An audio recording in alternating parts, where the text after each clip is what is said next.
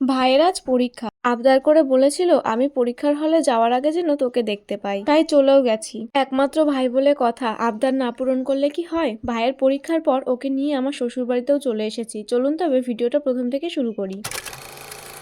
নমস্কার, আমি অঞ্জনা। সবাই কেমন আছেন? আশা করি সবাই ভালো আছেন, আর আমিও খুব ভালো আছি। এখন ঘড়ির কাঁটায় বাজে 9টা। আমি তো রেডি হয়েই গেছি, এদিকে ছোট্টও রেডি হয়ে গেছে। মামুনি পেছনে আমার হেলমেটটা পরিষ্কার করছে, আর ওনাকে ভিডিওতে নিচ্ছিলাম বললে বারবার পেছন ঘুরে যাচ্ছিল। চলুন এখন হেলমেটটা পরে নিই। আর আমি না সত্যি বলতে হেলমেট লাগাতে পারি না, তাই মামুনি আমাকে হেলমেটটা পরিয়ে দিচ্ছিল। এখন বাইকে উঠে ভুম করে চলে যাব ভাইয়ের পরীক্ষার হলের সামনে। আপনাদেরকে তো বলাই হয়নি আমার ভাই কি পরীক্ষা দিচ্ছে। আসলে ওর এমনি নর্মাল স্কুলের পরীক্ষা তো হয়ে গেছে, ও নবোদার জন্য একটুখানি প্রিপারেশন নিচ্ছিল।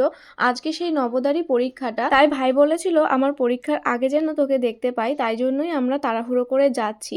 আর ভাই পরীক্ষার শেষে কিন্তু আমাদের বাড়িতে আসবে।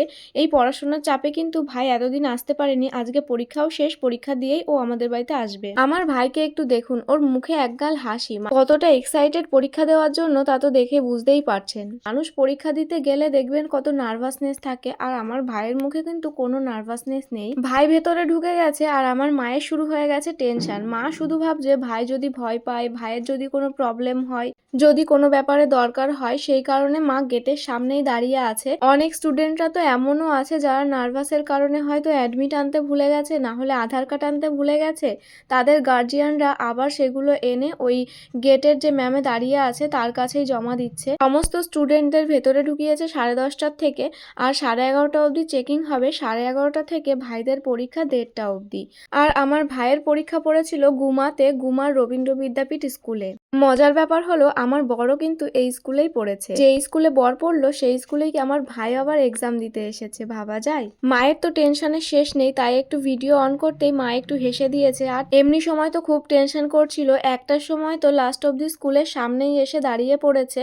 একটু পরেই ভাইয়েরা বেরোবে, তো এই যে গেটের সামনে সবাই দাঁড়িয়ে পড়েছে, সমস্ত গার্জিয়ানরা। এখন এক এক করে সমস্ত স্টুডেন্টরা বেরোবে। আর নিয়মগুলো খুবই ভালো ছিল, এই ভেতর থেকেই হয়তো স্যার ম্যামরা শিখিয়ে দিয়েছেন যে লাইন করে বেরোবে। দেখি 4 নম্বরেই আমার ভাই বেরিয়ে পড়েছে। ঠিক 1:30টার সময় বাবা জানে ওর এক্সাম শেষ হবে, তাই বাবা ফোন করেছে আর ও বাবাকে বলল ওর পরীক্ষা কেমন হয়েছে।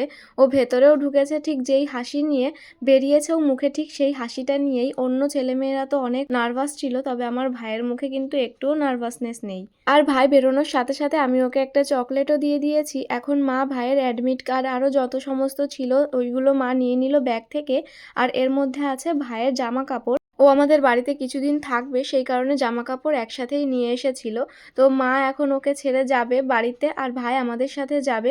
সেই কারণে মায়েরও মনটা খুবই খারাপ ছিল। মার চোখে তো জল ছিল, তবে মুখে একটু একটু হাসি রেখেছিল। এখন আমার দুই ভাই চলে যাচ্ছে স্টেশনে বাইকে করে, আমি আর মা হেঁটে হেঁটে যাব। মাকে স্টেশন থেকে ট্রেনে তুলে দিয়ে তারপর আমরা যাব বাড়ির দিকে। আর এই সময়টা মায়ের খুবই মন খারাপ ছিল, বুঝতেই পারছিলাম। এখন মা স্টেশনে এসে ভাইকে কমলালেবু কিনে দিয়ে বলল দিদি বাড়িতে নিয়ে যাবি, আর মিষ্টিও নিয়ে যেতে বলেছে। ও আমার বড়দাদা, সেই জন্য নাকি এসব নিয়ে যেতে হবে ওর। এই কথাগুলোই মা ওকে শেখাচ্ছিল। তো মায়ের দেখুন মনটা খুবই খারাপ, তবে একটু ওর কাছে শুনছে বাবা বাড়িতে যাবি নাকি দিদি বাড়িতে যাবি। কিন্তু ও শুধু বলছে আমি দিদি বাড়িতে যাই না, একটু অনেক দিনই তো যাই না। অবশেষে যখন ট্রেন আসার টাইম হয়ে গেছে, ভাইয়ের মুখ কিন্তু একটুকুনি হয়ে গেছে। ও জানে যে মা এখন ট্রেনে করে চলে যাবে। আজকে আমি স্টেশনে আসার পর কিন্তু একটা ইউটিউবারের সঙ্গেও দেখা হয়, তবে উনি ছিল 1 নম্বরে, আমি ছিলাম 2 নম্বরে, তাই আমি আর যাইনি। ওনার কিন্তু বাড়ি গুমাতেই, প্রিয়স্মিতা নাম। যাই হোক এখন ট্রেন ঢুকবে। আর ছোট্ট এরই মধ্যে নিয়ে এসেছে 2 প্যাকেট কেক, ভাইকে একটা দিল আর বোনের জন্য একটা পাঠিয়ে দিল। তারপর ট্রেন আসে, ট্রেনে উঠে তো মা কান্না করে দিয়েছিল, আর তাই দেখে ভাইয়েরও মন খারাপ ছিল।